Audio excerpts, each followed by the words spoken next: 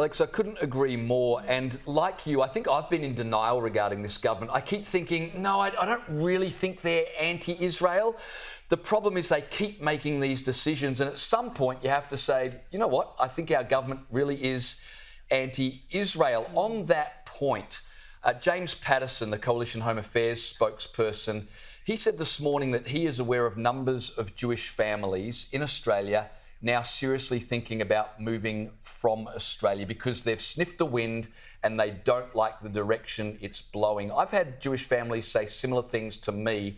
Can you just help us understand the kinds of conversations Australian Jews are having at the moment about their future in this country?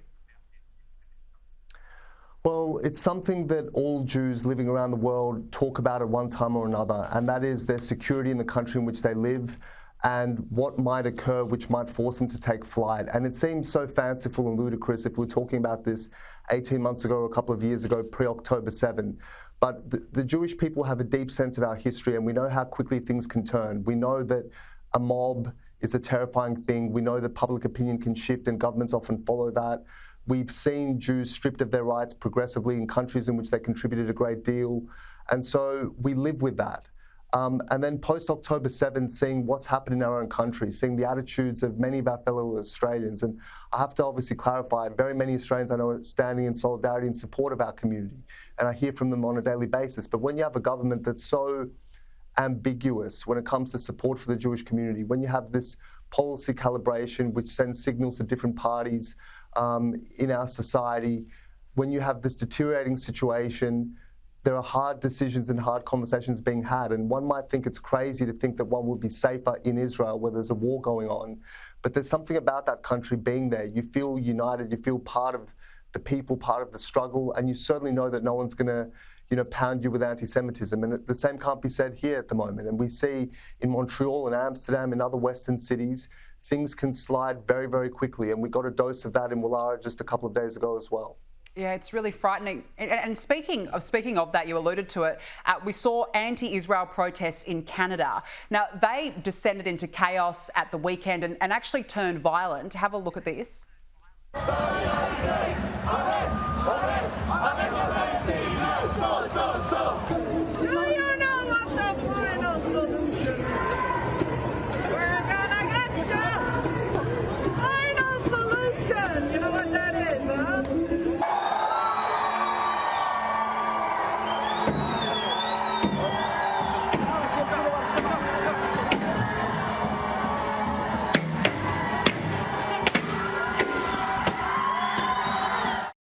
I mean, that was just appalling in itself, but what's even more appalling is where was the Canadian Prime Minister Justin Trudeau?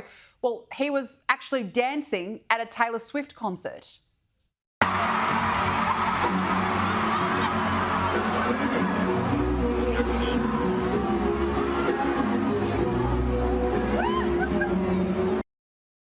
Alex, clearly these protests were filled with hate and anti-Semitism, and yet the leader of Canada was out there dancing and taking selfies, and it took him hours upon hours to even release a statement about what was witnessed. How bad of a look is this?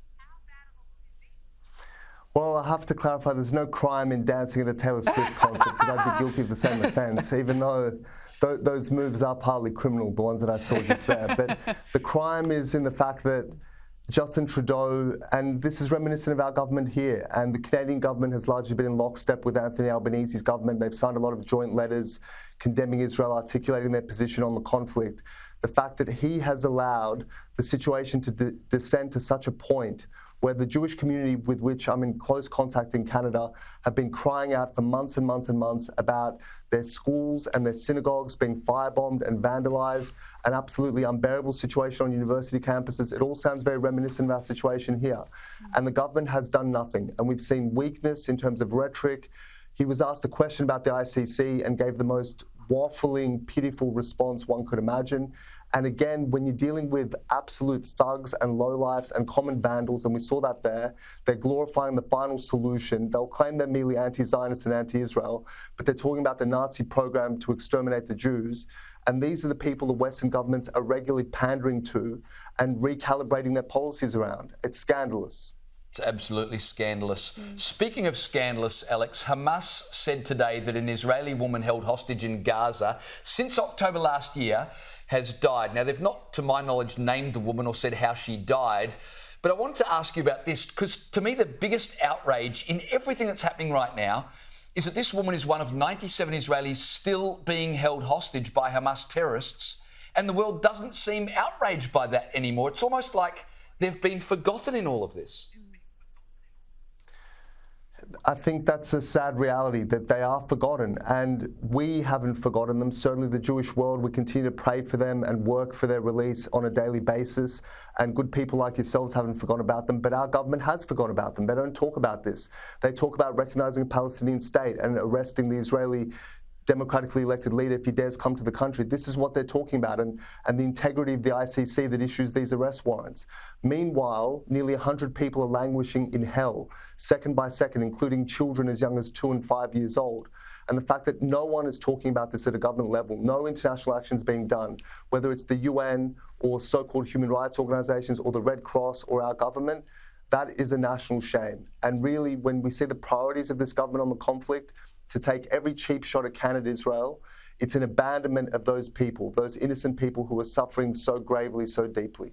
Yeah, it really is shocking. Alex Ryvchin, always really good to have you on. Thank you very much for joining us on the show this evening.